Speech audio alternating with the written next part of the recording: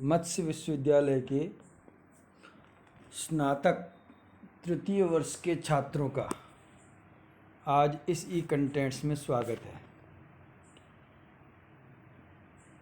प्रिय विद्यार्थियों, आज हम बीए थर्ड ईयर के संस्कृत साहित्य के प्रथम प्रश्न पत्र की महत्वपूर्ण पुस्तक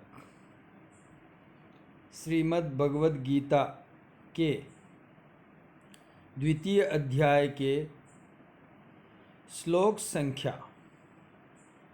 66 से 69 तक यानी 4 श्लोकों का अध्ययन करेंगे।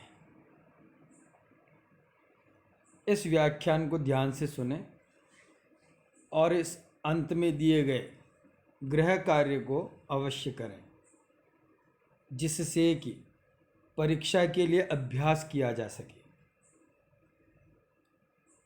66वां श्लोक इस प्रकार है। नास्ति बुद्धिरयुक्तस्य न चायुक्तस्य भावना न चाभावयतः शांतिरशांतस्य कुतः सुखम। एक बार पुनः श्लोक इस प्रकार है। नास्ति बुद्धिरयुक्तस्य न चायुक्तस्य भावना न चाभावयतः शांति रशांतस्य कुतः सुखम।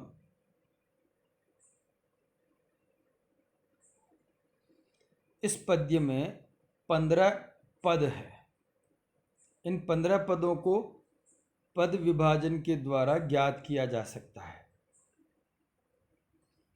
इस पद्य का पद विभाजन इस प्रकार है। न अस्ति बुद्धि अयुक्तस्य न च अयुक्तस्य भावना न च अभावयतः शांति अशांतस्य कुतः सुखम। एक बार पुनः पद विभाजन इस प्रकार है। न अस्ति बुद्धि अयुक्तस्य न च अयुक्तस्य भावना न च अभावयतः शांति अशांतस्य कुतः सुखम। इन सभी पदों पर मैंने संख्या का अंकन किया है। छात्र संख्या के क्रम के आधार पर पदों को जोड़ेंगे तो अन्वय की प्राप्ति होती है। इस पद्य का अन्वय इस प्रकार है।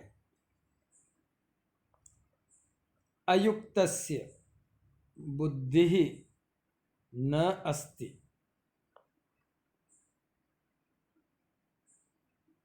च अयुक्तस्य भावना न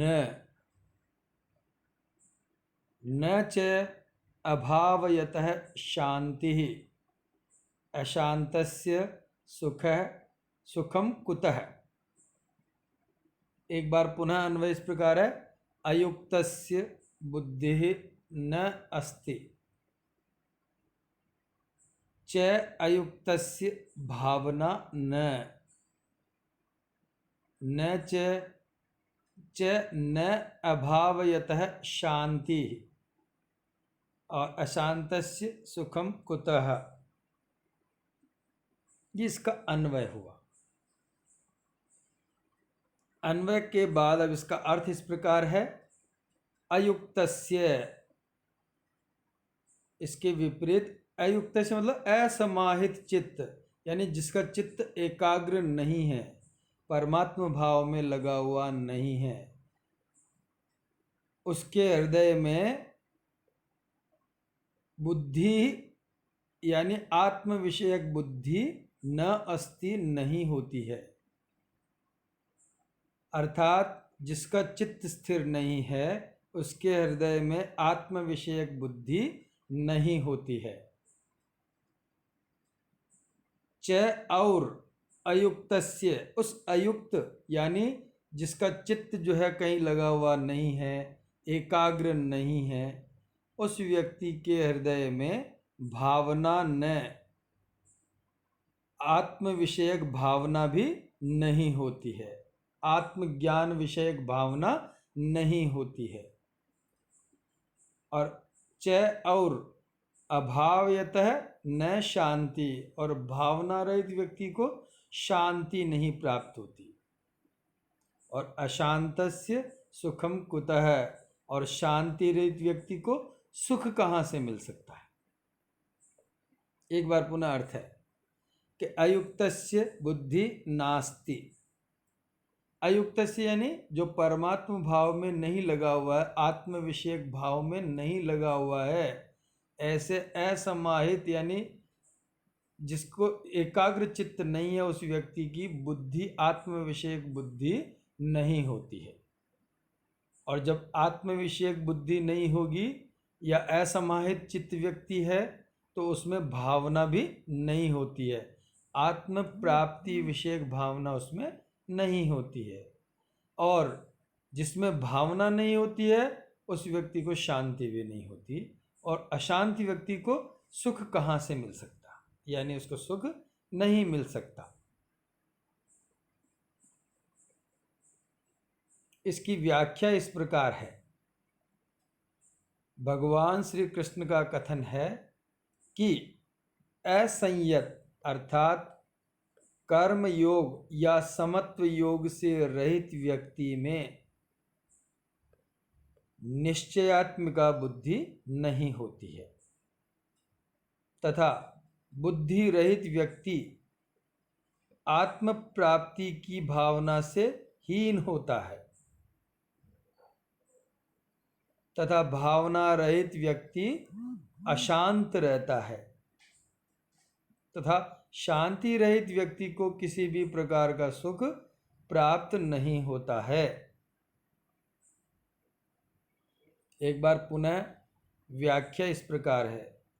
भगवान श्री कृष्ण का कथन है कि असंयत अर्थात कर्म योग या समत्व योग से रहित व्यक्ति में निश्चयात्मिका बुद्धि नहीं होती है, तथा बुद्धि रहित व्यक्ति आत्म प्राप्ति की भावना से भी हीन होता है, तथा भावना रहित व्यक्ति अशांत रहता है, तथा शांति रहित व्यक्ति को किसी भी प्रकार का सुख प्राप्त नहीं होता है।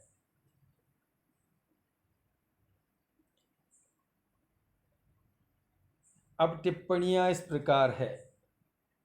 अयुक्तस्य, इसमें युक्त शब्द मूल युज धातु, इसका अर्थ है जुड़ना, प्लस कतः प्रत्यय यानी जुड़ा हुआ, इससे शब्द बनेगा युक्त। इसमें नए तत्पुरुष समास है, न युक्त है इति अयुक्त है, प्लस षष्ठी का एक वचन।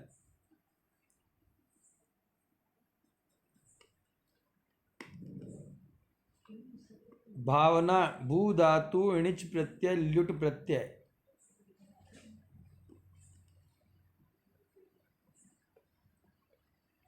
अभावयतः न भावयतः नय तत्पुरुष समास।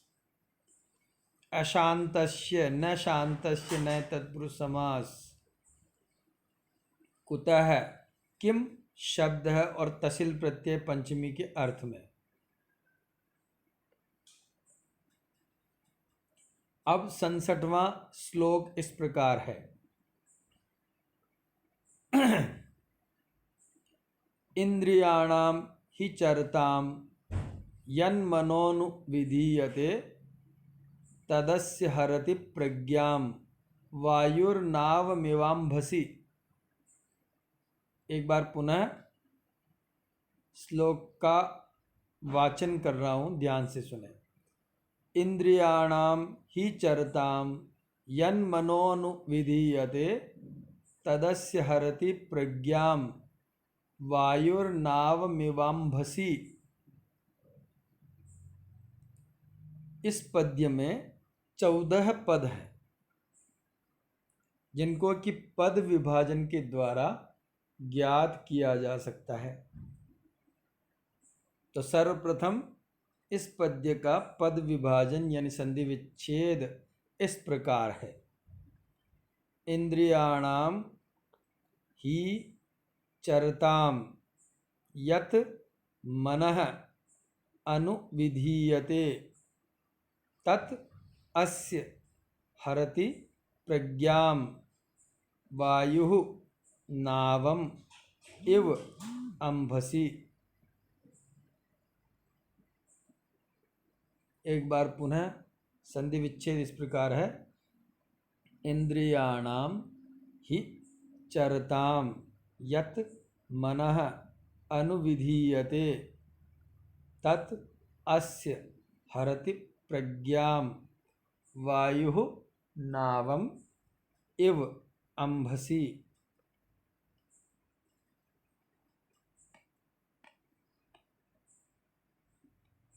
इन कुल 14 पदों का मैंने संख्यांकन किया है अन्वय के अनुसार। संख्या क्रम के अनुसार पदों को जोड़ने से अन्वय की प्राप्ति होती है। अन्वय इस प्रकार है। ही चरताम इंद्रियाणाम मनः यत् अनुविधीयते तत् अस्य प्रज्ञां हरति। तत् वायुः नावम अंबसी वायुः नावम इव अस्य प्रज्ञां हरति। एक बार पुनः अन्वय इस प्रकार है। ही चरताम इंद्रियाणाम मनः यत् अनुविधीयते तत् अंबसी वायुः नावम इव अस्य प्रज्ञां हरति।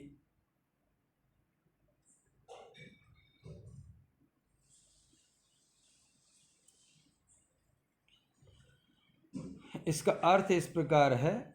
ही क्योंकि चरताम विचरण करती हुई इंद्रियाणाम इंद्रियों में से मनः यानी मन यत जिस इंद्रिय के पीछे अनुविधीयते संयुक्त हो जाता है लग जाता है तत् वह मन वह एक ही इंद्रिय युक्त मन अंभसी जल में वायु नावम इव वायु नाव को जैसे हर लेती है वैसे ही अस्य प्रज्ञां हरति उसकी बुद्धि का हरण कर लेती है। एक बार पुनः। ही क्योंकि चरताम विषयों में विचरण करती हुई इंद्रियाणाम इंद्रियों में से मनः यानी मन यत अनुविधीयते जिस इंद्रिय के पीछे लग जाता है इंद्रिय के साथ संयुक्त हो जाता है तत् वह इंद्रिय युक्त मन अंबसी जल में वायु नावम इव वायु जिस तरह से नौका को अपनी इच्छा अनुसार इधर उधर ले जाती है उसी प्रकार अस्य इस व्यक्ति की प्रज्ञां हरति बुद्धि को हरण कर लेता है। वह मन उसकी बुद्धि का हरण कर लेता है।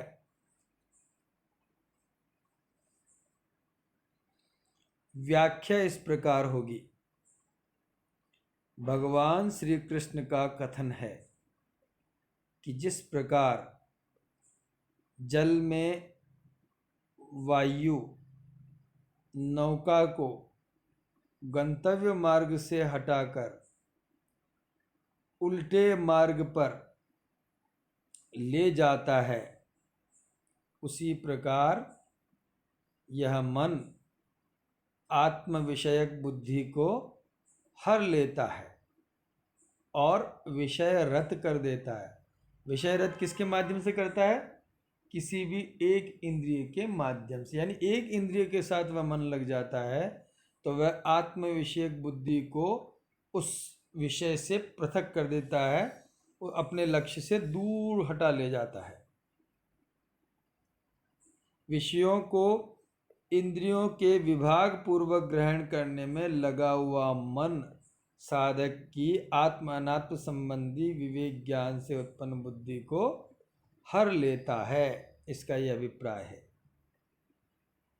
एक बार पुनः व्याख्या इस प्रकार है। भगवान श्री कृष्ण का कथन है कि जिस प्रकार जल में वायु नौका को गंतव्य मार्ग से हटाकर उल्टे मार्ग पर ले जाता है, उसी प्रकार यह मन आत्म विषयक बुद्धि को हर लेता है और विषयरत कर देता है। विषयों को इंद्रियों के विभाग पूर्वक ग्रहण करने में लगा हुआ मन साधक की आत्म अनात्म संबंधी विवेक ज्ञान से उत्पन्न बुद्धि को हर लेता है।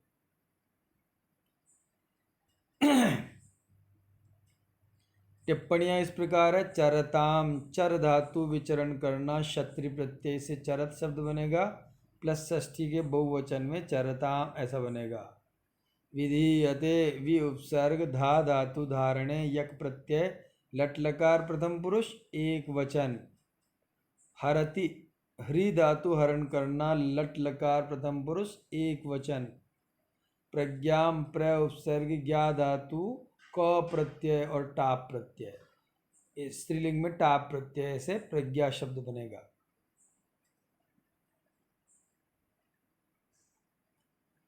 अब 68वां श्लोक इस प्रकार है।